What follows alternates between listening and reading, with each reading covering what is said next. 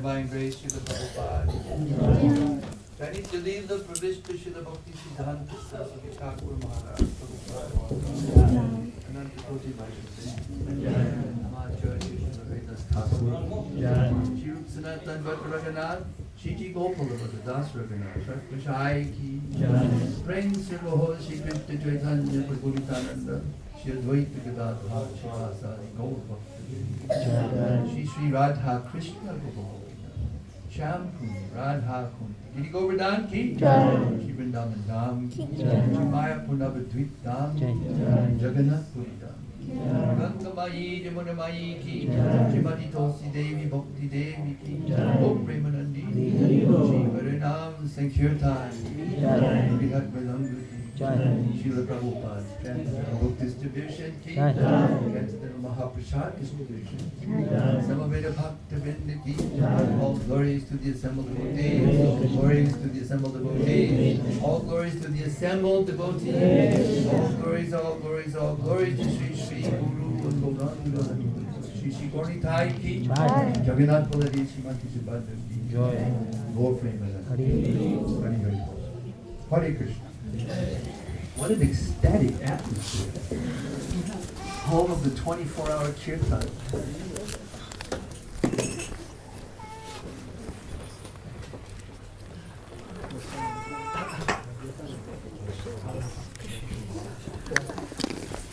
So can we have 3 loud Haribols for His Holiness Keshav Bharati Goswami Maharaj? Hey!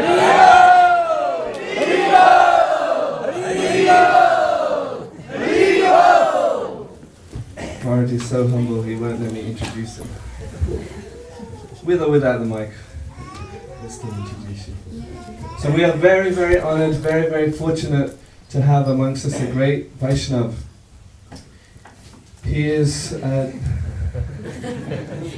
you need to get a mirror. He is a disciple of His Divine Loving Grace, Srila Prabhupada. He joined ISKCON in 1972. Some of you probably weren't even born at that time. He took initiation 1 year later, 1973, and 3 months later. This is wrong. The description is wrong. I'll have to edit that.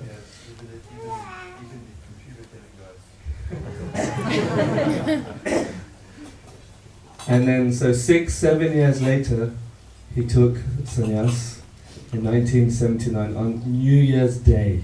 Imagine, right? New Year's Day, 1979, he took sannyas. So let's give him a big loud Haribol for that. It's a big step to make. Since then, he's been traveling all over the world. He's lived in 8 countries: England, Spain, Italy, France, Greece, Fiji Islands, India, United States. He's graduated in a degree with business management with honors, and currently he lives in a monastery in the village of Govardhan in the heart of Vrindavan Dham in India. And one of his main services is to edit and also translate books. He's been editing the books of His Holiness Shivaram Swami, and all the Venu Gita books, and what's the latest one, Nava Rajadam Mahima. He's been editing, been intensely absorbed in those books, editing those books. And he translated the Brihad Bhagavatamrita. Sorry. Your editor misread, sorry. You edited the translation. I should stop speaking, shouldn't I? He edited the translation of Bhagavatamrita. So next time he comes, we are hoping that he will do a seminar on that topic. Anybody interested in that? Yeah, so my poor mother, watch out. You told him already, right? You already sorted it. So we look forward to having more of your association. But today is a very special day because it is the initiation ceremony of our very own Ian Prabhu. Today is the last day. Today is the last day that we're going to call him Ian. So goodbye to Ian and hello to, well, we'll find out soon.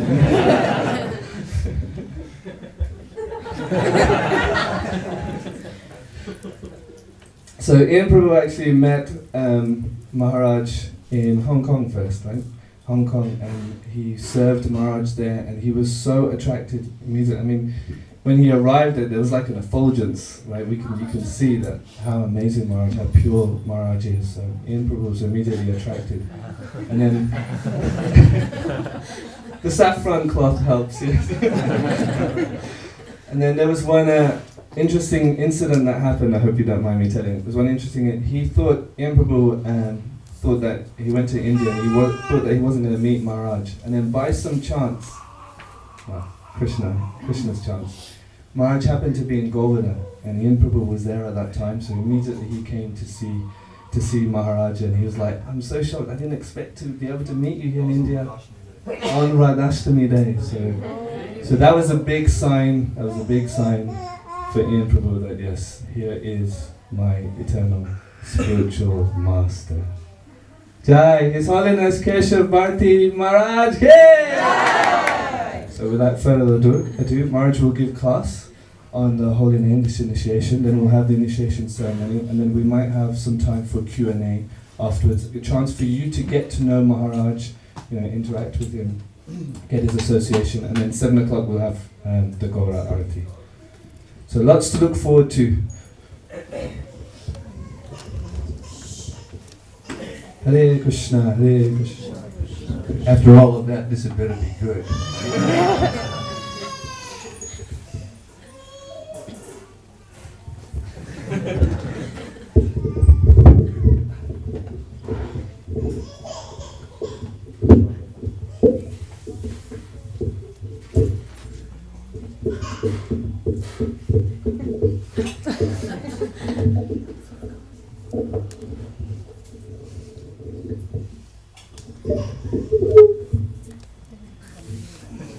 Hare Krishna.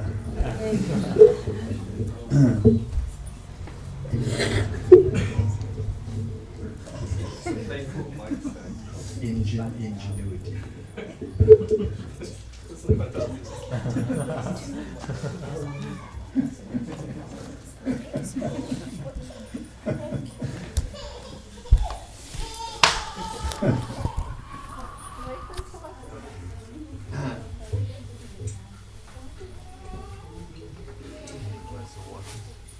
One every once in a while.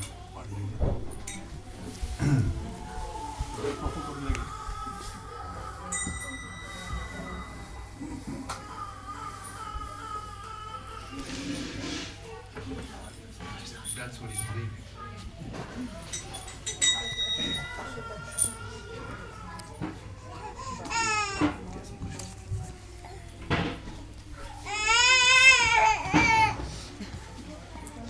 Very, very nice atmosphere, I must say. I'm deeply touched.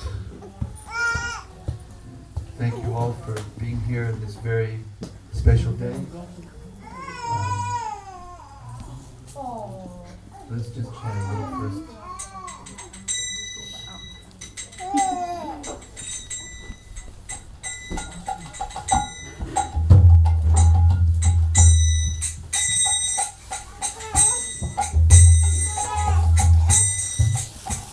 I have to say one thing before we start. If she keeps doing that, I'll take her. yeah, thank you very much. I really appreciate it, because some people don't. It's tough for everyone else. We normally spend a lot of time together in here. Thank you very much. You're very kind. You're very kind.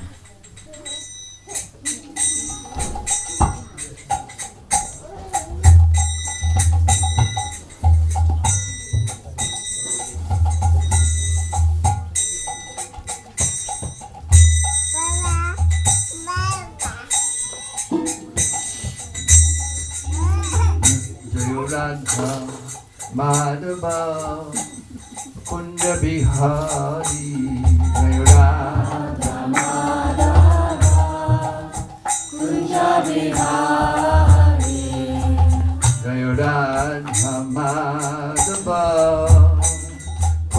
Bihari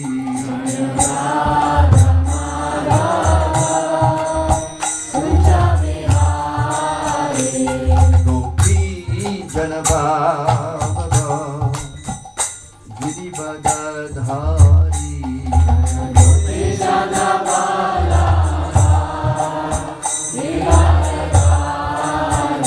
Gopi Janabhava Girivadadhari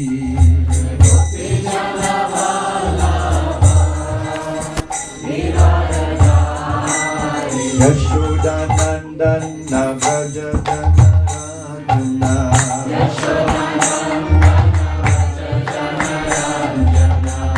Yashodanandana Vrajajanarajana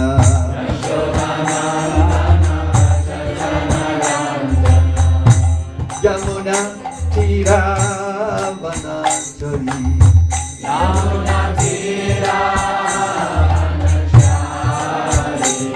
Yamuna Tiravanachari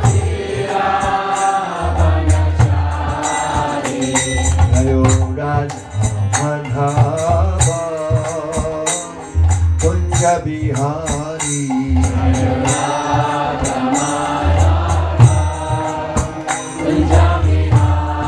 Jayo Radha Madhava Kunja Bihari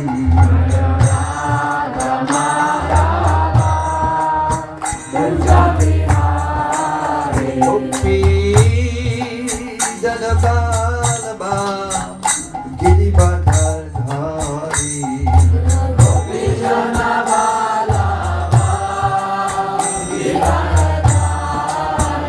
Gopi Janabalaba Girivadadhari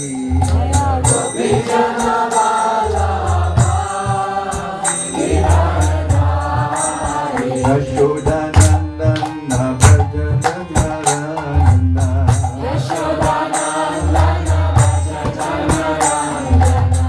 Yashodanandana Vrajajanarajana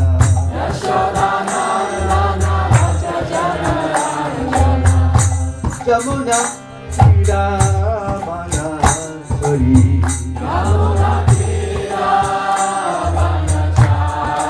Yamuna Tiravanachari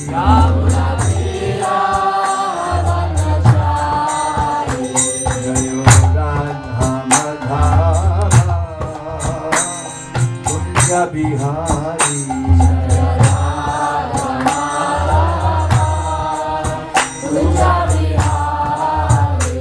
Jayo Radha Madhava Kunja Bihari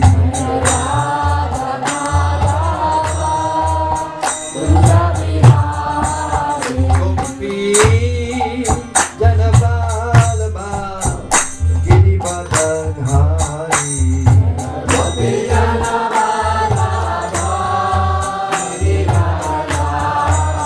Gopi Janabalaba Girivadadhari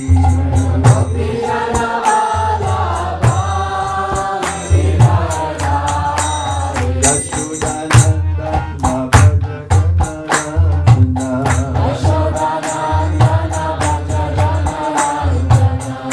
Yashodanandana Vrajajanarajana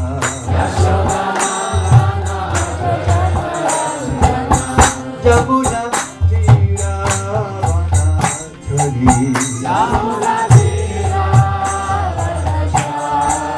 Yamuna Tiravanachari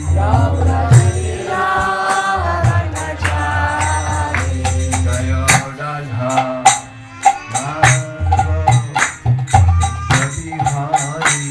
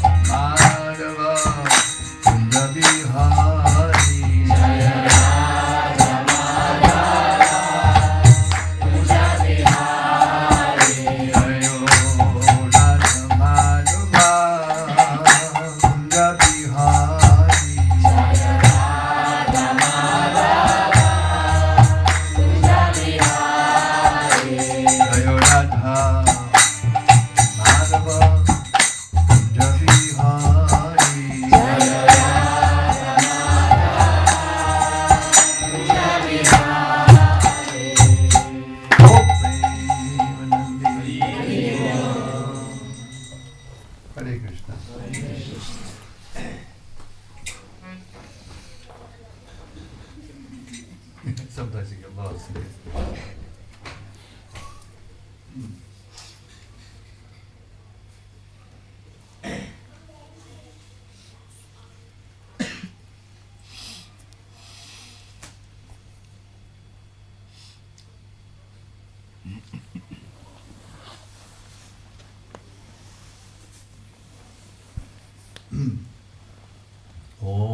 Jnanatimidandasya Jnananjana Shalakaya Chakshurunmilitam Jena Tasmai Shri Gurave Namaha Shri Chaitanya Manobishtam Stapitam Jena Bhutale Swayam Rupa Gadamayam Dadhati Sabadantikam Mukam Karunivanchasam Bhangam Bangayate Giri Yat Kripatamaham Bande Shri Gurun Ninataranam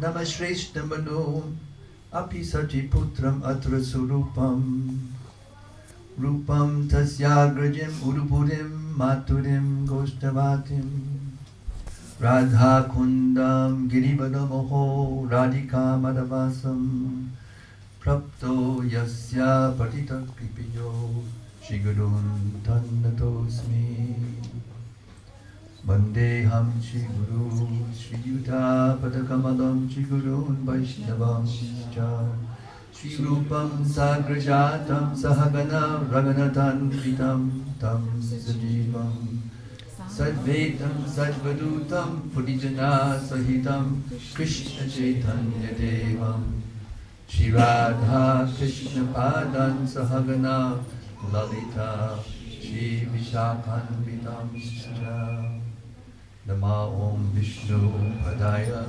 Krishna Prishtaya Bhutale Shrimate Bhaktivedanta Swami Namane Namaste Saraswati Deve Gauravani Pracharine Nirvishesha Shunyavadi Paschaptadishtarane Panchakalpatarubhyascha Kripa Sindhu Devacha Patitanam Pavanibhyo Vaishnavibhyo Namo Namah Jai Shri Krishna Chaitanya Prabhu Nityananda Shri Advaita Gadadhara Shri Vasari Gaura Bhakta Vrinda Hare Krishna Krishna Krishna Hare Hare Hare Rama Rama Rama Hare Hare Antayam Adulabada Haridasya Vayo Yad Rama Krishna Charanas Parasha Pramodaha Manam Tanoti Sahago Ganayostayo Yat Hani Yasuya Vasakandana Kandamulahai Vatsamo Nasti Papatma Napadadi Nakaschana Parihare Pilachjame Kim Ruve Purushotama Yuvatinam Tata Yuni Yunam Cha Yavatau Yata Mano Mirvite Tadvam Mano Me Ramatam Toyi Bhumau Skalnita Padana Bhumyadeva Balambanam Toyi Jata Paradanam Tvam Eva Sharanam Prabho Govinda Balabe Radhe Pratyetamaham Sada Tvadiyam Iti Janatu Govindo Mam Tvaya Saha Radhe Vrindavanadishe Karuna Mritavahini Kripaya Tavapadamja Dasyam Mayam Vidiyatam Hare Krishna. I joined this movement in New Jagannath Puri. First deities I worship, and so I'm very happy when I came in and saw their smiling faces. And thank you. The ecstatic atmosphere that they generate. when they see their devotees chanting Hare Krishna with such pure enthusiasm. So we're gathered here today to celebrate and to participate in a glorious event. It really is a glorious event. There's a verse in the Chaitanya Charitamrita that encapsulates what's happening here today. Brahmanda Brahmite Kon Bhagyavan Jeev Guru Krishna Prasadi Bhoj Bhakti Lata Bij. Brahmanda Bhumte. Brahmanda means the universe. The universe is a very big place, relatively speaking.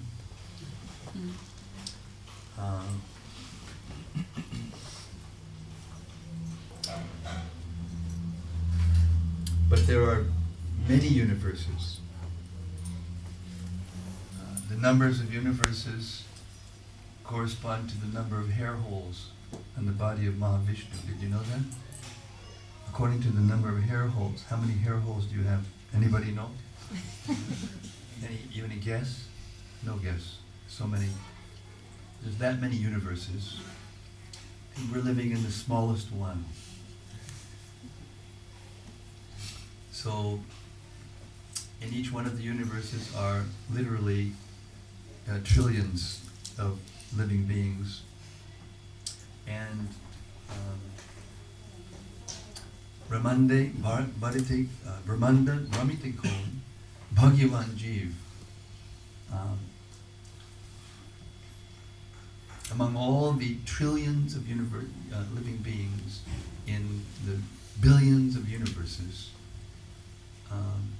for a soul to come to the point of Bhagyavan, fortune, good fortune, to understand that Krishna is the Supreme Personality of Godhead, this is the rarest thing, actually. This event that's happening right now is the rarest thing. Krishna certifies it himself in the Gita. Manushyanam sahasreshu kaschit yaditi siddhaye yatatam apisiddhanam kaschin mam veti tattvataha. So there may be degrees of tattvataha, there may be degrees of how a person understands that Krishna is the Supreme Personality of Godhead, but just to think the thought and even theoretically accept that it's true to the point where you can begin your devotional life by surrendering to the spiritual master, meeting a bona fide spiritual master, and then agreeing to surrender and follow the instructions of Krishna through the medium of the spiritual master is such a good fortune, we can't calculate it.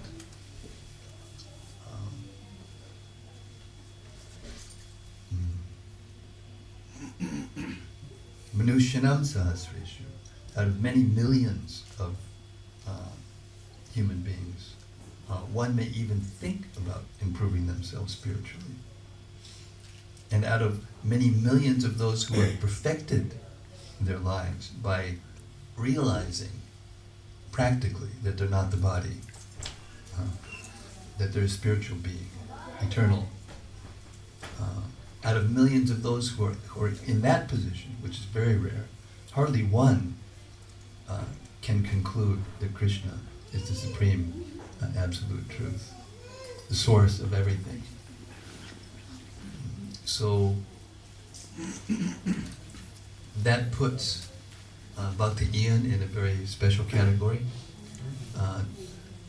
You know, every once in a while when you're traveling around the world and you come to a place like Hong Kong, and you go out onto the street and you see so many heads bobbing as they run around like anything when I first came to Hong Kong, I thought, this place is like New York on steroids. It's like that. I mean, who's been to New York here? Anybody? Yeah, it's really passionate and really intense. But Hong Kong, It's on another level of material freneticism.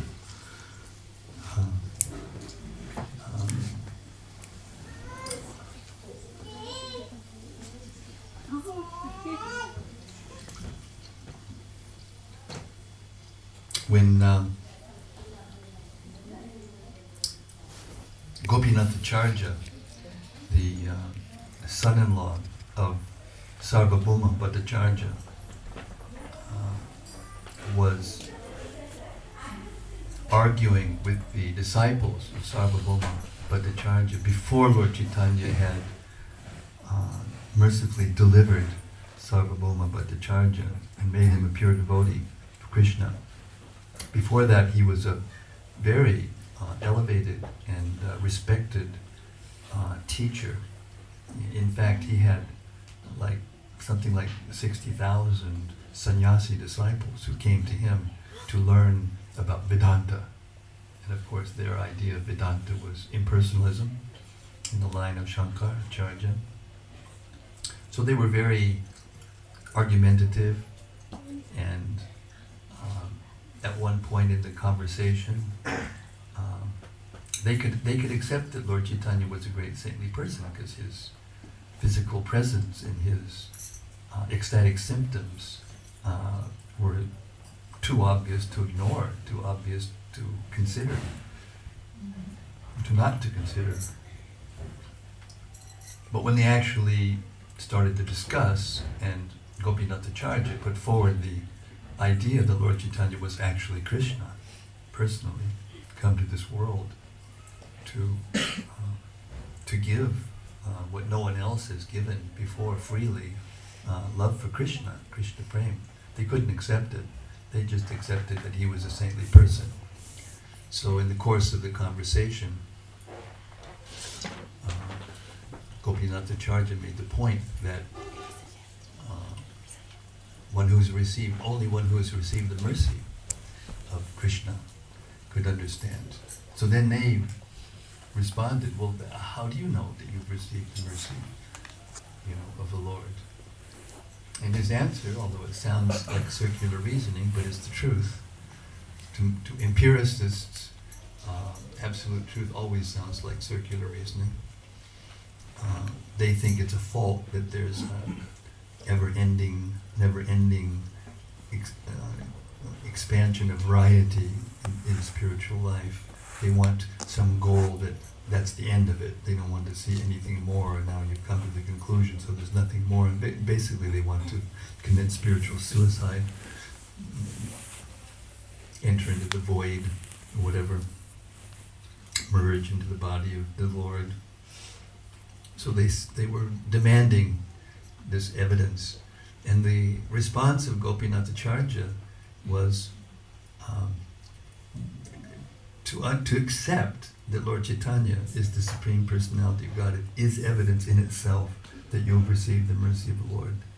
You cannot accept that Lord Chaitanya is the Krishna, the Supreme Personality of Godhead, unless you have received the mercy of the Lord.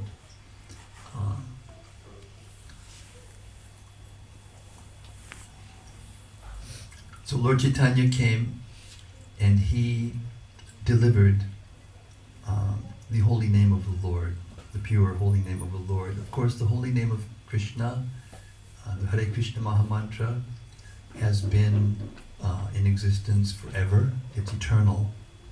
I don't know if anyone knows this, but our acharyas described that even though the holy name, the Hare Krishna Mahamantra, is eternal, there's never a time when it did not exist. Sometimes, in order to understand the relationship between different things, it is described how it came into being in the spiritual world. So the story is that Srimati Radharani was feeling extreme separation from Krishna, so much so that she could not function. And she sat down and she chanted Hare Krishna, Krishna Krishna, Hare Hare, Hare Rama, Rama Hare Hare. So that is the basis, that is the source of the Hare Krishna Maha Mantra. Srimati Radharani herself, and therefore Krishna, when he enlightened Lord Brahma at the beginning of the universe with the sound of his flute, and that sound of the flute was the Omkara, and from that Omkara expanded all the Vedic mantras, and literally the transformation of the material energy, the undifferentiated material energy, into the forms and structure and relationships and all the living beings in this material world.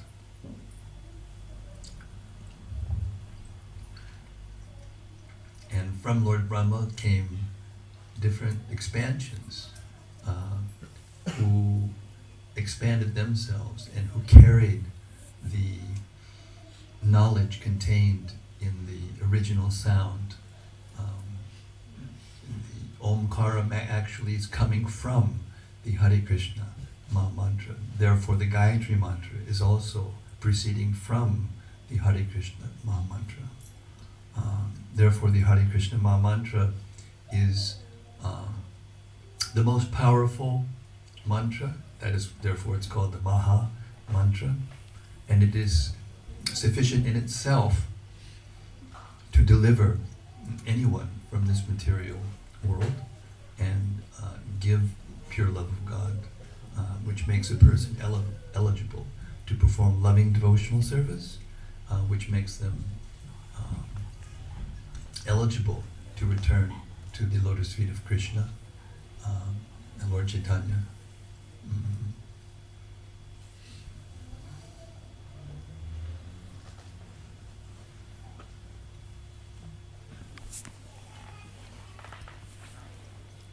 So there's a verse in Chaitanya Charitamrita which describes that the holy name of the Lord is so powerful that it doesn't require initiation.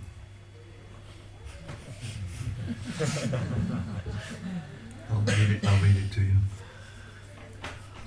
And then we'll clarify my statement so that it doesn't get misunderstood and people think that I'm a madman, crazy person. Let me see. Stop the. Turn off the Wi-Fi. Okay.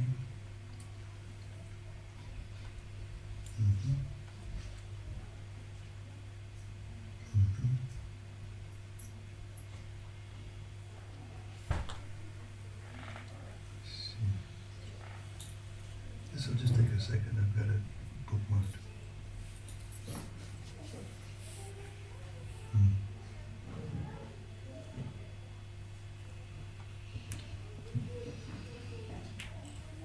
Madhya Lila, chapter 15.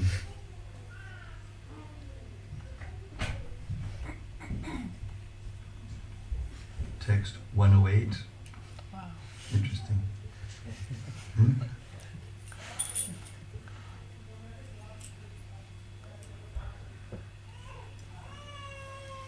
Yeah.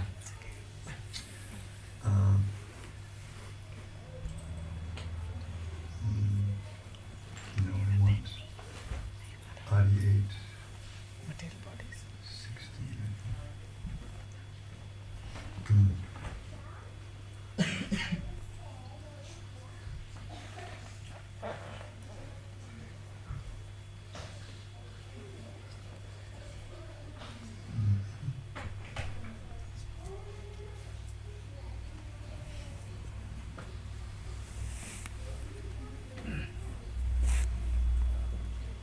Diksha Puruscharya Vidi Apeksha Na Kare Jivasparshe A Chandala Savare Udare. One does not have to undergo initiation or execute the activities required before initiation. One simply has to vibrate the holy name with his lips. Thus, even a man in the lowest class, Chandala, can be delivered. This is the potency of the holy name. Lord Chaitanya in his Shikshastakam, he glorifies the holy name. Nam Nam Akadi Bahuda Nijasar Vishaktis Chitrarpita Niyamatak Smarine Nakalaha Etadrishi Tavikripa Bhagavan Mamapi Durdaivam Idrishamiha Janinanuragaha. He says that the holy names of the Lord have, by the mercy of the Lord, they contain the full potency of the Lord himself. In other words, the name of Krishna and Krishna are identical. They're not different from one another. Therefore, when you vibrate the holy name, you're associating with Krishna. And he says, not only that, but you, Bahu, you've given millions of names, such as Krishna and Govinda. So kind. There's so many different names. No matter who we are, we have different natures. We may be attracted to one name or another. Whatever name you become attracted to, there's no hard and fast rules. There's no hard and fast rules for chanting the holy names of Krishna. This is how merciful Lord Chaitanya is. But then he says, despite all of this mercy, that you've come fully in your holy name, and you have come in millions of forms, so that we can't miss you. We're going to get contact with one of them somehow or other, and there's no hard and fast rules for chanting, literally. So kind, and yet what? Durdaiva nanuraga. I still don't have attachment to the holy name. After all of that, still I don't have attachment to the holy name. This is Lord Chaitanya's conclusion. So then, what's the next verse? The next verse teaches us how to get that attachment. So although the holy name has all the potency, one must learn to chant the holy name properly in order to perceive that potency. The sun is in the sky always, and it is very brilliant. But the owl is such a creature that its eyes are, the owls have such big eyes relationship to their bodies, and they're, the part that lets in the light, it's so big that they can't tolerate the sun. Did you know that? So they only come out at night. And in the daytime, they keep their eyes closed. They can't open their eyes. So this is the position of us in this material world. Even the Lord, comes in front of us, in front of the holy, in the form of the holy name. Our eyes are shut. We can't see that. Rupa Goswami says in his Namastakam, his glorification of the holy names of Krishna.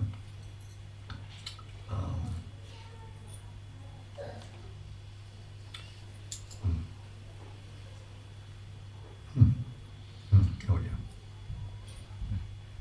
He says,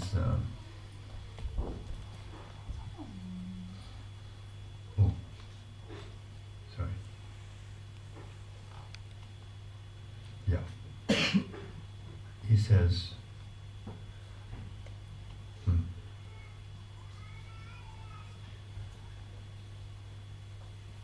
says, yet Brahma Sakshat Kritanishchyapi Vinasham ayati vinana bogahai apaiti namas puranena tate prarabdha karmiti vidauti vedaha. He says, O holy name, the Vedas declare that meditation on the impersonal Brahma cannot bring freedom from karmic reactions, that they must be enjoyed or suffered. But that when you manifest yourself in one's consciousness, all karma at once disappears. So this is very important, because this word prarabdha is used in the verse. It means the karma that is accumulated in the body and mind that we have now. It's the mature reactions of our previous sinful life. And there's a group of philosophers that think that as long as you have a material body, then your prarabdha karma cannot be finished, and then once your prarabdha karma is finished, then you should die immediately or leave the body. But they fail to recognize that the Lord is Yogeshwar. He can do anything. He's the supreme mystic yogi. And if he wants, he can give you that liberated condition and still keep you in the material body in order to do what he wants to do through that body. This was the case in the case of Sanatana Goswami. That's okay, I'll wait.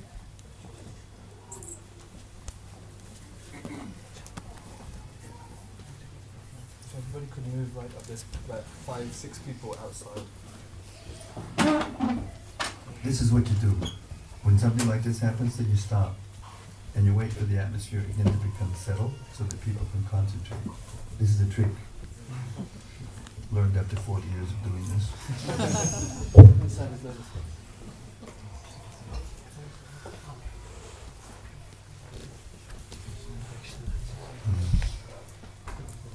Somebody's going to have to remind me where I was.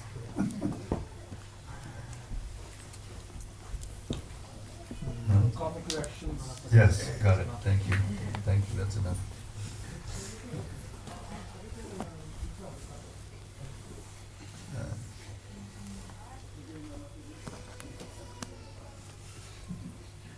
Okay.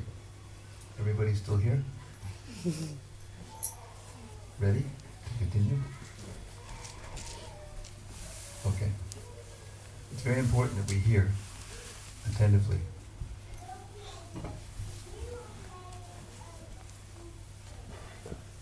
So Sanatana Goswami, when he traveled to Jagannath Puri to see Lord Chaitanya, he contacted some disease and going through the forest by bad water or something. And he had sores on his body, all over his body, and they were itching sores, oozing sores. They were not dry. And when he saw Lord Chaitanya, came forward to embrace him, and he said, "My Lord, you can't come and embrace me. I'm not fit."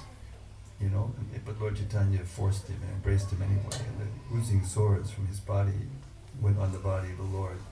And he could not tolerate this. He thought, now I've committed such an offense that I don't deserve to be alive. And I can't tolerate that this happens again. So he made a plan in his mind that he would, as soon as the Rath Yatra happened, that he would throw himself in front of the cart while he was looking at Lord Chaitanya, and in that way perfect his life and, stop his offenses and at the same time perfect his life. Because if you leave the body looking at the Lord, then you get perfection. So of course Lord Chaitanya is Krishna and he knows everything. He's in the heart and he knows what we're thinking, he knows what we're feeling, he knows what we're willing. And so when he came next time to see Sanatana Goswami, he said, before Sanatana Goswami could speak, he said, "Why are you thinking like this? Why are you thinking like this? You told me that you surrendered to me. You gave that body to me. It doesn't belong to you anymore. I have things I want to do through that body. So don't you forget this idea." And he did, of course.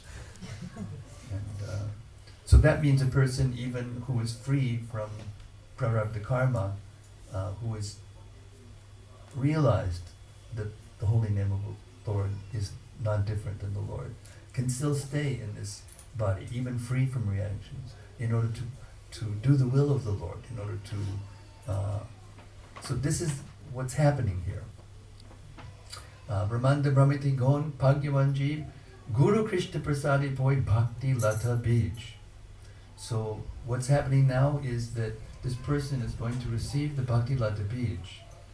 Now, sentimentalists like to think of this as some kind of ethereal thing that's, comes out of the mouth of the spiritual master, and then, automatically, bingo, you win the lottery or something. But it's not like that. It's not like that. The Bhakti Lata Bij is described by Srila Prabhupada in his purport to the 19th chapter of the Madhya Lila to be the instructions given by the spiritual master, the following of which will make one eligible to become purified and go back to the spiritual world. So in this sense, the word initiation, we say diksha, or in this case, the Harinam initiation, it means to begin. It means to begin. It doesn't mean the end. It doesn't mean now you're finished. You got your initiation. Hey, Haribo! Now the work is finished. No, it's not like that. There's lots of philosophers and religionists in the world who have accepted that illusion as real philosophy and accepted Lord Jesus or Muhammad or whoever, and they think that's the business is over, and now I can do whatever I want, and they've accepted my sins. Just like now, there's going to be a process which the sins are going to go into the fire, and by Krishna's mercy, hopefully, the fire of my devotional life is hot enough to burn those so that I don't become too overburdened. Hare Krishna. I mean, he is from Hong Kong.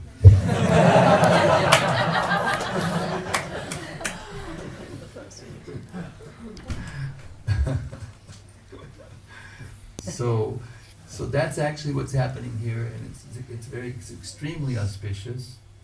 And but there's another verse that explains a little more deeply how it is that the effort is, the onus is on us, actually.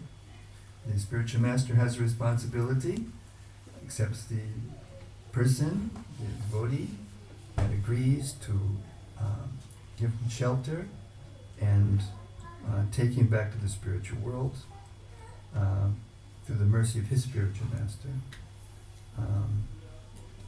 And the disciple agrees to take the instruction completely seriously. In order to do that, one has to kind of assimilate this verse. Bahu janma kari yadi shavana kirtana tabuna na poya Krishna pade premadana. If one is infested with the 10 offenses in the chanting of the Hare Krishna Maha Mantra, despite his endeavor to chant the holy name for many births, he will not get the love of Godhead that is the ultimate goal of this chanting. Even though Lord Chaitanya came and he delivered the holy name, and the holy name is the deliverer of prema, of pure love for Krishna, it is not automatic. It requires that we accept the process of devotional service and carry out the process seriously. Learn the offenses. Learn how to avoid the offenses. There's 3 phases of chanting. There's the offensive stage, and everyone, where we begin, we make offenses because we don't even know what the offenses are. So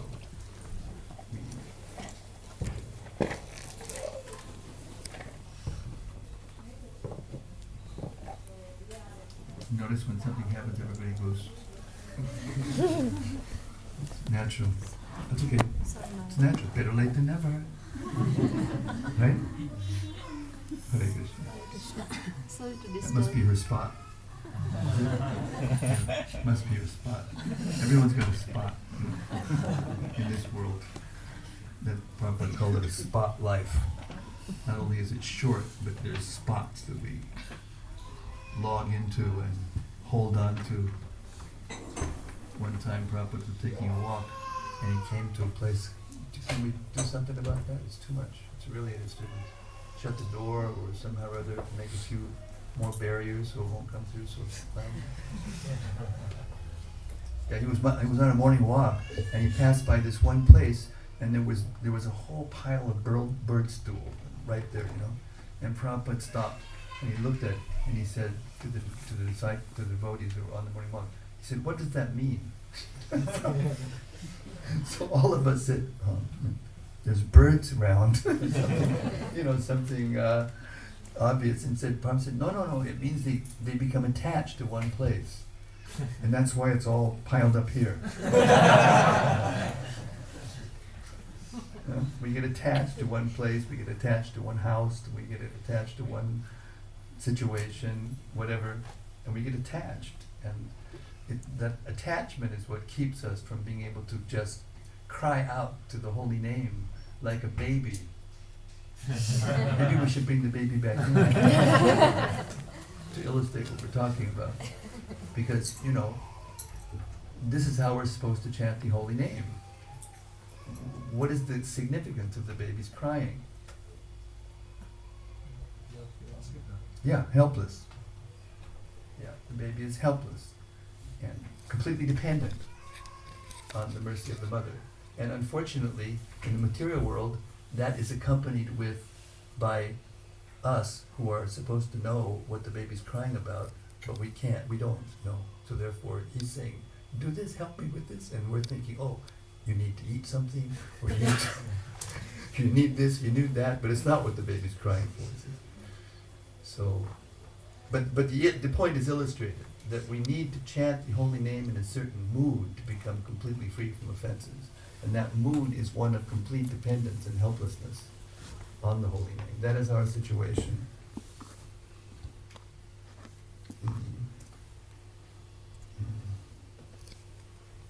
So it is a part of the ceremony and the lecture for introducing and relishing this momentous occasion, this momentous moment in which the soul is going to attempt to come out of the material world, to explain a little more in depth what the offenses are, what they mean, and how difficult it actually is. Sometimes when we think, Prabhupada told us, if you just chant a minimum of 16 rounds, sometimes people lock onto that 16 rounds and think that's it, it's all over. But he said, he didn't say 16 rounds, he said minimum 16 rounds. If you want to chant 16,000 rounds, he said, it's fine with me, but don't go below 16. Now there are different personalities who are trying to think that we can go below that and make another standard because we're no longer capable of doing 16, so now we make it 4 or 2 or something. It's going on, and it will continue to go on until there's no rounds left. No one's chanting Hare Krishna, and Kalki will come with his double-edged sword and give us another kind of mercy. Start the whole thing over again. Cycle. Anyway, so we need to take, it isn't so easy to follow the regulative principles strictly and chant your prescribed number of rounds strictly every day. It is not so easy. Sometimes people say, was that all there is to it? Hey, that's a snap. No. Look at the history. Look at how many devotees who have taken initiation who couldn't do strictly. Therefore, when Prabhupada says, if you do this strictly for the rest of your life, then you'll go back to Godhead. That doesn't mean, it means automatically in the sense that Srila Prabhupada was such a special person, so dear to Krishna, that because he said it, Krishna thinks, oh, now I have to do that. That's how dear Srila Prabhupada is to Krishna. The devotee is so dear to Krishna that when a pure devotee on the level of Srila Prabhupada speaks and makes a promise, Krishna will even break his own promise to fulfill that promise. One example is Narada Muni, when Nalakuvara and Manigriva, the sons of Kuvera, were cavorting with some ladies in the heavenly planets, bathing naked, and having all kinds of what they think were good times, and Narada Muni just happened to pass by, and the ladies covered themselves immediately, of course, but the Manikuvar, they were so drunk, they didn't cover themselves, and Narada Muni looked at them and they said, you don't deserve to be in here, you deserve to be trees, so I curse you that you become trees. And that kind of sobered them up. And they fell at the feet of Narada and they said, "Oh, please, this is just a one-off time and we're so sorry. Please forgive us and give us your shelter." He said, "Well, unfortunately, it's the nature of my words that they have to come true by Krishna's mercy. So you're going to be take birth as trees, but I will amend this curse." He amended the curse, and you'll take birth as trees in the courtyard of Nanda Maharaj. And Krishna will come and personally deliver you.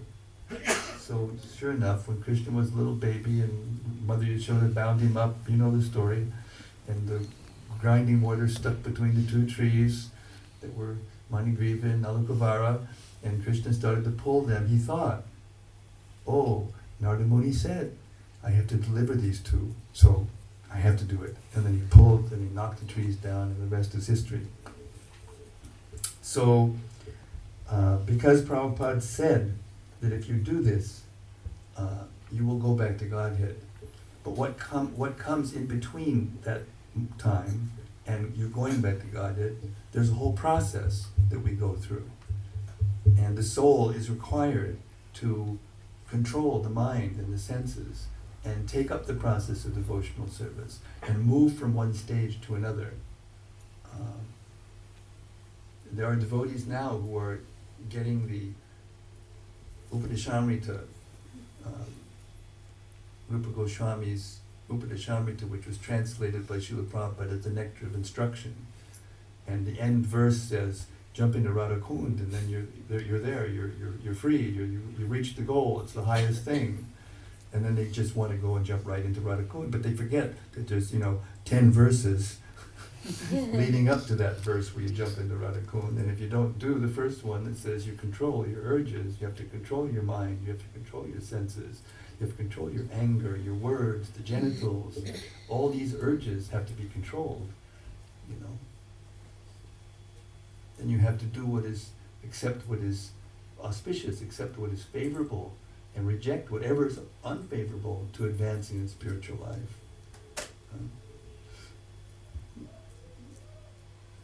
And eventually you have to learn how to exchange love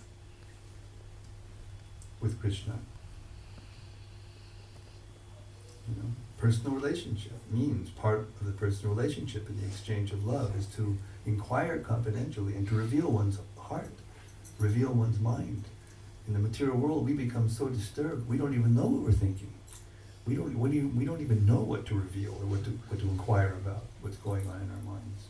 So it's not just so easy, it's not just automatic, it's the most difficult process actually.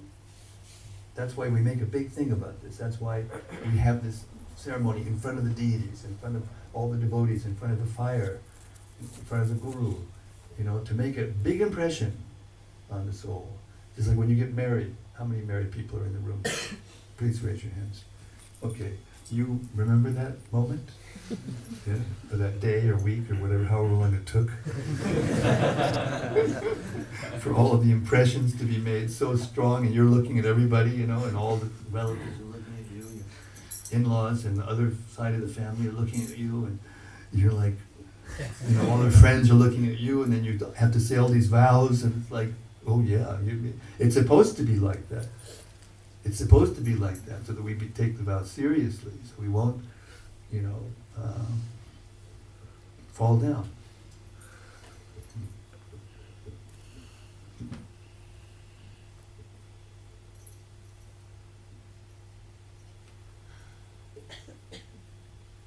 So even though we're receiving inconceivable mercy by coming in contact with Krishna consciousness, by realizing who one's spiritual master is, by taking up the process, by receiving the holy name officially, we can chant and we make advancement. Don't think that you don't make advancement before you receive initiation. Anyone who's chanting the holy name sincerely is making spiritual advancement. But part of the process of testing that sincerity is that one will come to the point of being serious enough to ask for initiation and to be engaged under the guidance of the spiritual master, so that we can learn what are the pitfalls and what are the differences between the Bhakti Lata Beach, the creeper of devotion that starts to grow once we get this seed, once we get the instructions from the spiritual master and begin to follow them. A creeper of devotion begins to grow. But there's also all kinds of other things in our heart, weeds from previous activities.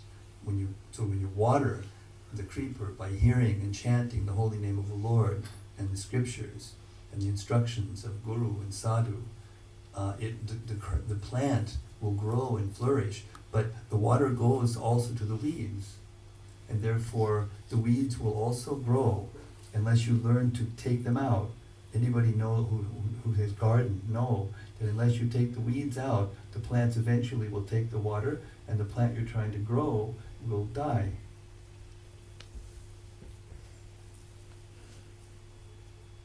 So we have to have spiritual master. It's not an option, face to face, so that we can inquire what is the difference between the weed and the creeper. Because anybody who's done gardening knows that when you first plant the creeper, and they look just like the weeds unless you're very expert. Unless you can tell the difference between the weeds and the creeper, you're going to pick the creeper out while you're picking the weeds.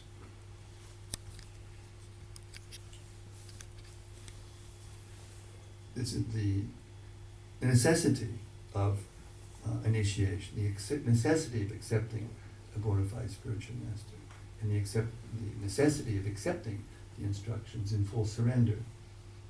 Because you learn how to advance in devotional life, how to apply the instructions in the Bhagavad Gita that Krishna gives. And by applying those instructions, gradually we become free from anarthas, free from the unwanted habits that cause us to be disturbed in our minds and unable to follow the principles, and we become fixed. And there's no question of going to Krishna Prema unless we become fixed, unless we become free from anartha. So it's a process.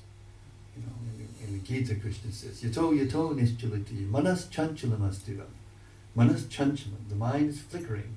It always wants to go here and there. It doesn't want to fix itself on Krishna. We've been in this material world for a very long time, and we're very attached to the body. We're very attached to the things of the body, to the attachment to the possessions, to the relationships in the material world, which will all be taken away from us. They'll all be taken away from us. It's a sure thing. What's the saying? Sure as death, they say. Sure as death. So the more attached we are to things, that doesn't mean you give up the things necessarily. Anashita karma palam karyam karma karoti sasanyasi cha yogi cha naniragnirta chakriya. Krishna says, this is what sannyas is. This is what real renunciation is. That you become free from the attachment to things, not give up the things and still remain attached inside. Kamendriyani samyamya ya aste manasas panan indriyartan vimudatma mityachara sujite. This is the verse where Krishna describes that externally we appear to be renounced, but internally in our minds we're thinking of sense gratification, and we're cultivating, and we're looking for it, waiting for the opportunity. But outside we're looking like we're advanced. We're acting like we're advanced. In Jyartan, Vimuratma. Vimuratma is translated by Srila Prabhupada to mean self-deluded. We delude ourselves. Mityacharas uchite. In this way we become pretenders. So these things have to be given up.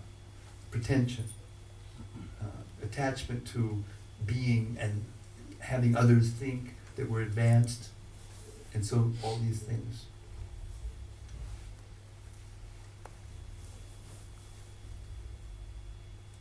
So even though the holy name is all merciful, even though it came into this material world in the Kali Yuga by the mercy of Lord Chaitanya, and by the fact that Lord Chaitanya delivered the holy name to us, it became particularly empowered, even more than it normally is, and especially for this age. It's the only way. The holy name of the Lord is the only way to overcome material attachment and material entanglement, and come out of the material world and realize that you're not the body, and awaken the sincere desire to go back to the spiritual world. To realize just how helpless we are. To realize that we have no eternal place in this material world. It's not where we belong. The dissatisfaction that we feel in this material world, which is all pervasive, is the evidence in itself that we don't belong here. But we're busily trying to carve out a place where we can stay here forever. And hardly ever do we think, oh, I'm going to die. That's what sannyas is, did you know? That's what sannyas, to accept sannyas, really, not just word by lip service, but really it means to realize that you can die at any second. You can leave the body. Because we don't die, but we can leave this body and all these things that we become attached to and all the whole setup that we've arranged for ourselves.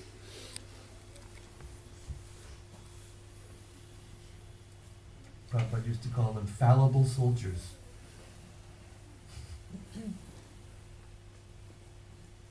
So this is what initiation means. It means the beginning of taking the process seriously enough that we will take these principles absolutely, and we will agree to control our senses and our minds.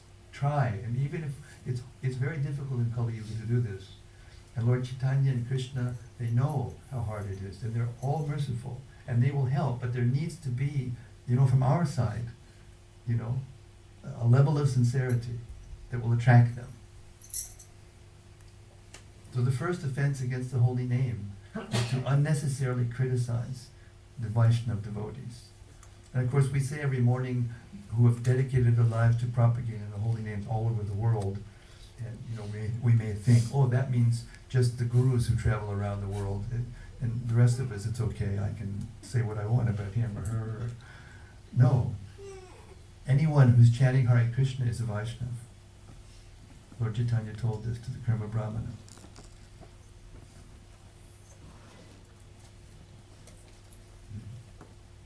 Lord Chaitanya came during the rainy season when he was on tour of South India, and he stayed in the Karma Brahmana's house for 4 months. Imagine how attached you'd become if Lord Chaitanya came and lived in your house for 4 months. You can't imagine. Neither could the Kurma Brahmana. So when Lord Chaitanya came time for him to leave, he just left his home and he went with him. Lord Chaitanya said, "What are you doing?" He said, "Lord, don't blame me. You came and stayed here for 4 months. I'm so attached to you now. I can't live without you. I'm going with you." Lord Chaitanya said, "No, you're not. You're staying right here. And you're going to preach. You're going to teach what you learned from me." And that's that famous verse, Guru Krishna Prasad. The verse that describes you become guru.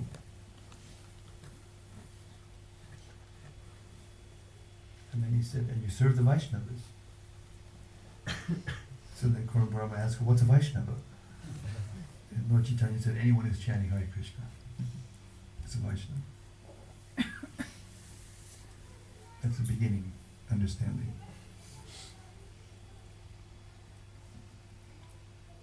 So we should not criticize the Vaishnavas.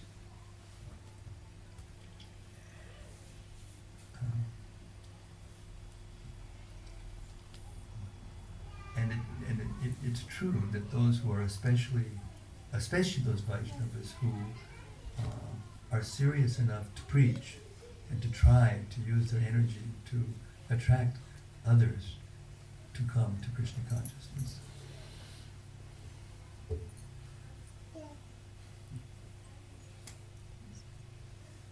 But the tendency in the Kali Yuga to quarrel and to criticize is so strong, so powerful. As soon as someone's in an authority position, we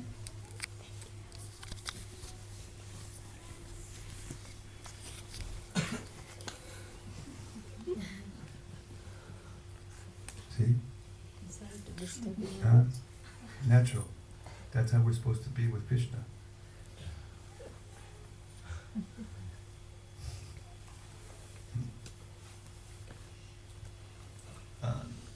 Krishna says in the ninth canto, Srimad Bhagavatam, that he chooses to deliver the world through the dust of the lotus feet of his pure devotees as they traverse the world, all the planets actually.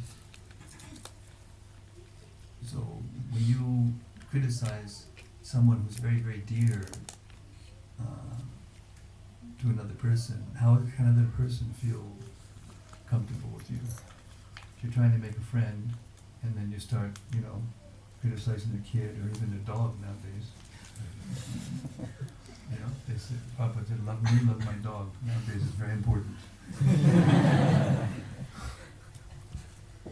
If you don't pet the dog, then, that's it. You can't get their friendship. It's so fallen. So, that's the most grievous offense. It's called hatimata. It is the elephant offense. So if you have received the holy name and you continue to criticize Vaishnavas, don't be surprised if you can't, if when you chant, tears don't come into your eyes and you become overwhelmed with ecstasy. Don't be surprised if that doesn't happen. Bhagavatam says if that doesn't happen, that means you should be sure that you're making offenses. And that means we should find out what they are and stop them. That's our free will. That's our only free will, actually.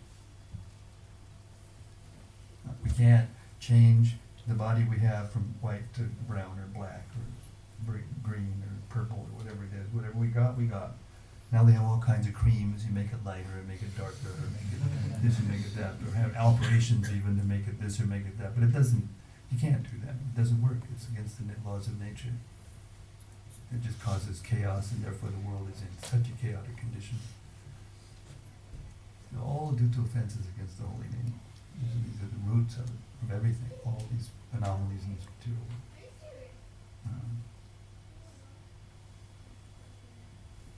The second offense is to consider the names of the demigods like up to Lord Vishnu, Lord Brahma or Lord Shiva to be equal to or independent of the holy names of Lord Vishnu or Krishna. The demigods are parts of Krishna, they're servants of Krishna, they're not to be disrespected. Sometimes devotees make the mistake of, disrespecting the demigods in the name of not respecting them as much as Vishnu or Krishna. They're Vaishnavas, they're devotees, they must be respected. If you read carefully the Bhakti Rasamrita Sindhu, Rupa Goswami says in the first 20 items of devotional service, how to discharge devotional service, and the first 4 have to do with what was going on right now. Guru Ashraya, taking shelter, approaching the spiritual master, taking shelter, agreeing to follow the instructions, learning from him how to follow in the footsteps of previous acharjas. That without those things, you can't go forward to the other items of devotional service. One of those 20 first items that you must accomplish before you go on further to develop your relationship with Krishna in devotional service is not disrespect the demigods. It's right there in Bhakti Rasamrita Sindhu. So we don't disrespect them, but at the same time we don't put them on the platform of Krishna. We don't go to them asking for material benefits. Kamastaista vityana, prapadyante devata. Vityana means less intelligent, perverted intelligence. If you go to the demigods to get what you want, you're less intelligent. Why? Because they can't give you anything without Krishna. Without Krishna's blessing, without Krishna giving it. Krishna has all the cards. Demigods are just holding different kinds of cards, but they don't. Only Krishna has all the cards, all the energies, all the potencies. So don't make the mistake of, disrespecting the demigods, and don't make the mistake of putting him on the same level as Krishna. Both are offense. Okay, go ahead. Go ahead. Just do it.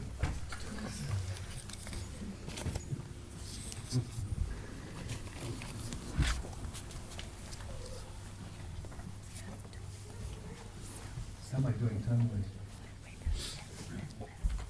What does that mean? It's gone already? 1 hour is gone already?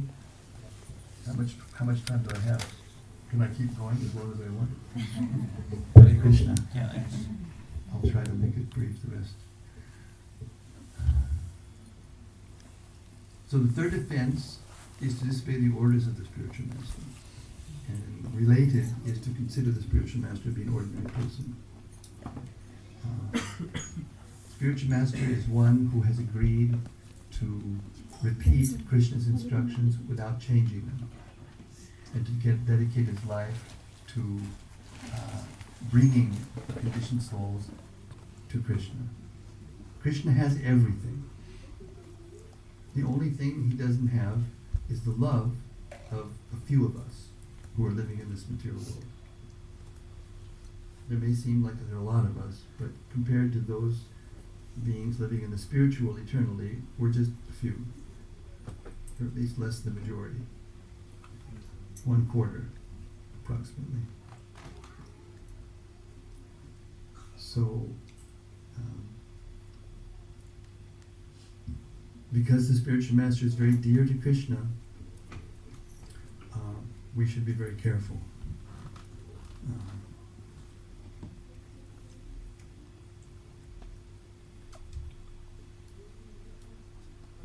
The instructions of the spiritual master are the active principle of spiritual life. And to please the spiritual master is the success formula. And to displease the spiritual master means it'll be very difficult to make advancement. So you have to learn the art of pleasing the spiritual master. And of course the first thing is to not to disobey the instructions. Different classes of devotees. Third class devotee hears the instruction and still doesn't do it. Second class devotee hears the instruction and does it. The first class devotee notices what the spiritual master wants and does it before he's asked.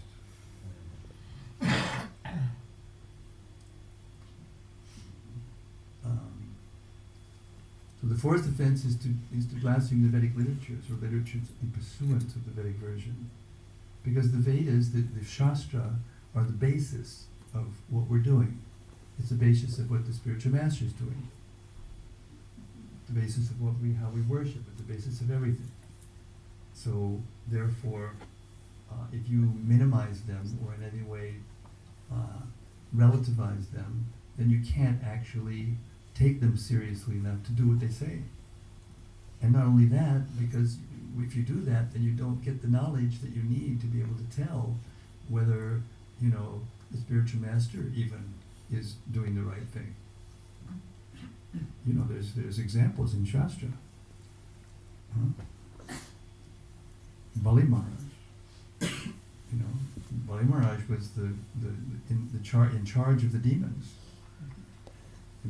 Grandson of Prahlad Maharaj, and he was because he was connected to Prahlad Maharaj, he was very, very elevated through the association of Prahlad Maharaj.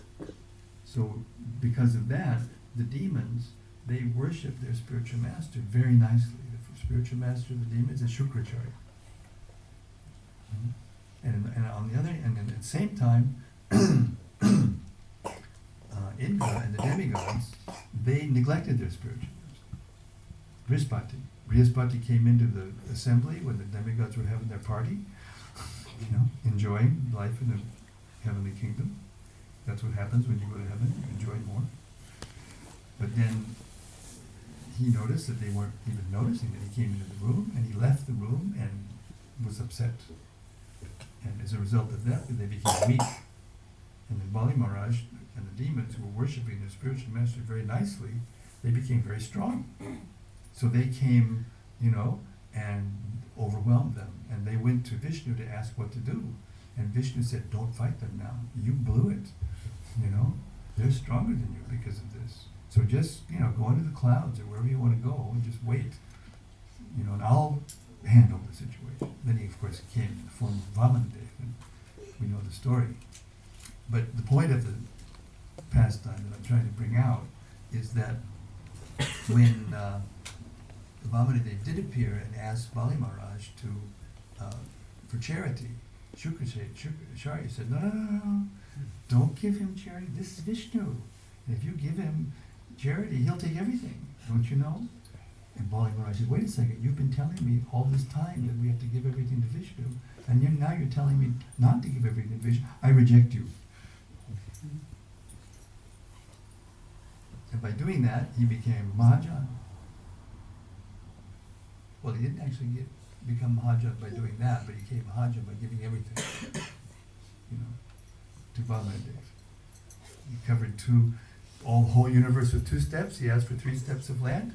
He covered the whole universe in 2 steps. He says, well, now are you going to be able to fulfill your vow? Because you told me you would give me everything, whatever I could cover, but I have taken everything in 2 steps. Where do you want me to put my 3rd step? Is there another place?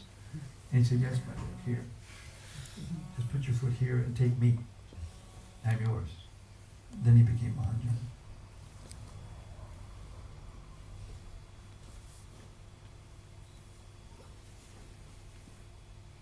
So the Shastra is the basis. If we go against Shastra, even if we're Guru, then we should be rejected. Therefore, the spiritual master's position is very, very delicate. I'll give you Prabhupada's own words. You ready? Yes. Sure. You're asking for it. Okay, I'll tell you. This is from a class that Prabhupada gave in Vrindavan in 1972 in the famous Nectar of Devotion series. He says, the duty of the disciple is to accept the spiritual master as good as Hari, the Supreme Person, because he is very dear to Hari. But then Prabhupada says, you ready? Ears open. But the spiritual master does not think himself as Hari. Although he is offered the respect of Hari, he thinks himself a humble servant of Hari and all others. The spiritual master takes his disciples as his spiritual masters. That is the position. A spiritual master, he thinks that Krishna has sent me so many spiritual masters. He does not think himself as spiritual master. He thinks himself their servant because they have to be trained. Krishna has appointed him to train them. Therefore, he thinks himself as servant of the disciples. This is the position. So when one is advanced, he can see the importance of devotees. See? So this is the importance of Shastra and why we cannot minimize Shastra in any way. And if we do, we won't be able to understand. We won't be able to take serious steps forward. And as soon as the Guru thinks he's Guru, he's fallen. As soon as the Guru thinks he's Guru, then he will take liberties that are not proper, and he will fall. Exactly what happened to Shukracharya. And what was he thinking? Wow, if he gives everything to Vishnu, what about me? I'm being maintained by him. If he loses everything, how am I going to be maintained?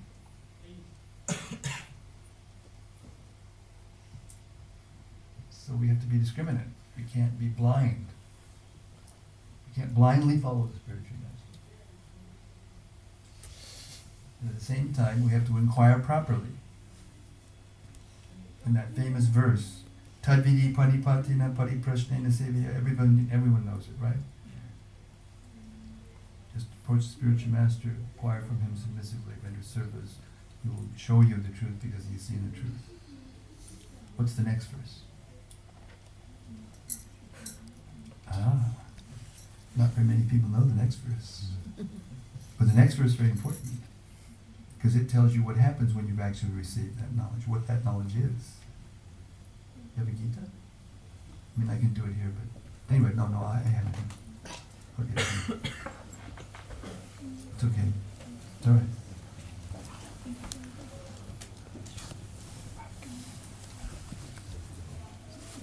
$435.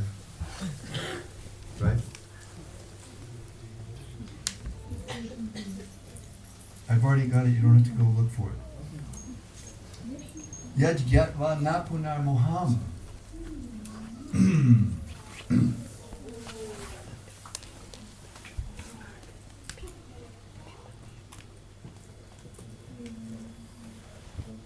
Hare Krishna. Welcome. Yat gyatva nam punar moham evam yasyasi pandava yena bhutanya sheshani drakshyasyatmatomani.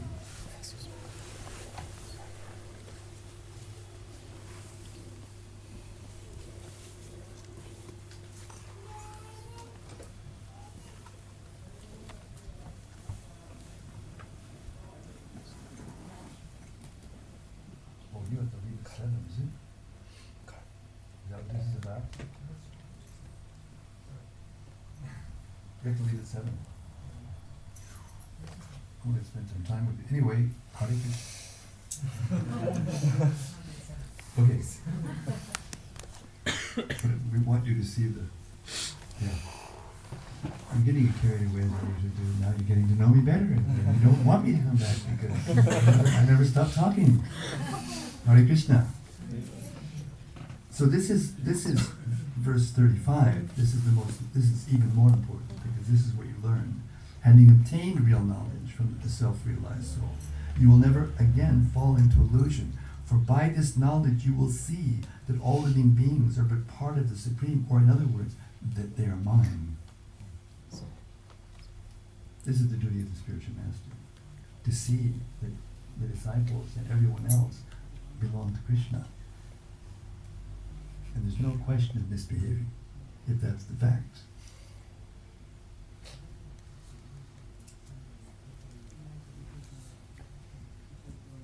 Fifth offense is to consider the glories of chanting Hare Krishna to be imagination.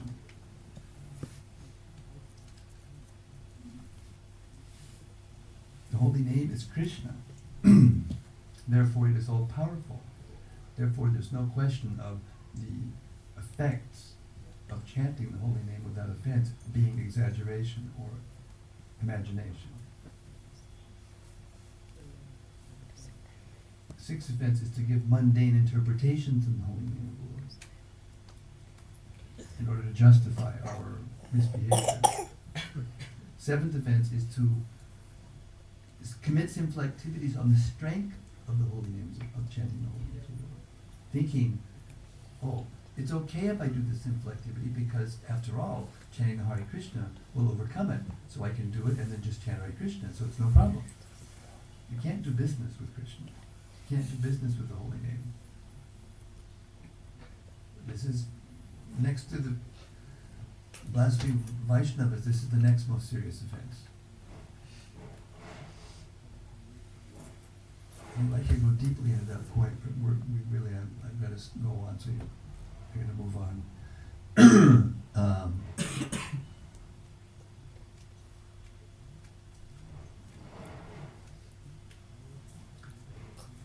So we should not consciously, willfully commit sin. That's the idea. You may slip sometimes by mistake, but when one actually makes an accidental fall down, you're not going to think that it's okay if I do this because I'm going to chant afterwards and then it'll be okay. If one slips and falls down accidentally, then we're very easily forgiven by Krishna.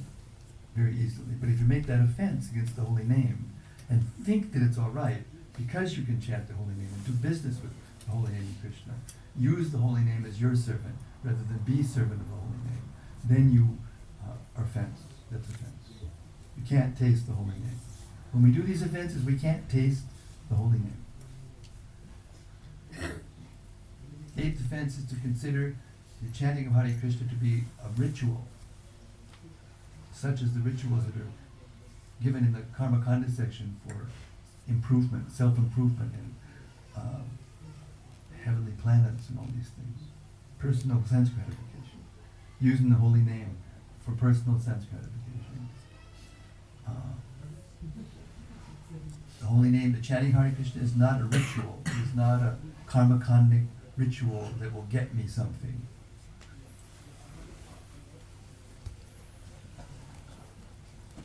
Ninth offense is to preach the glories of the holy name to the faithless.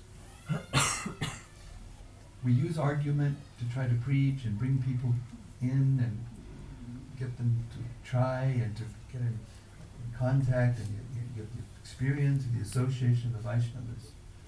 But if you meet someone who's just argumentative and who's going to make an offense by themselves criticizing Krishna, if you say too much, then you become implicated in the offense.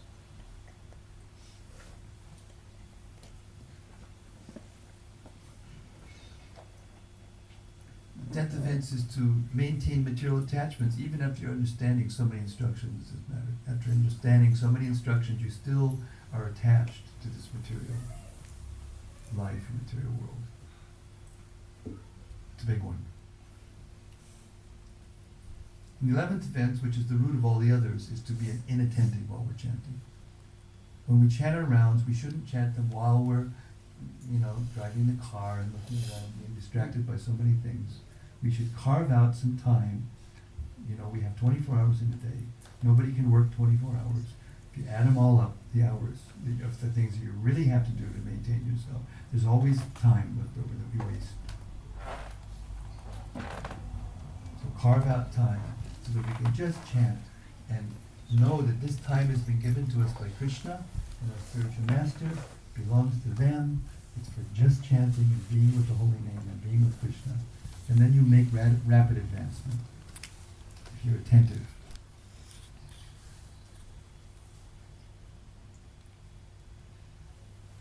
So,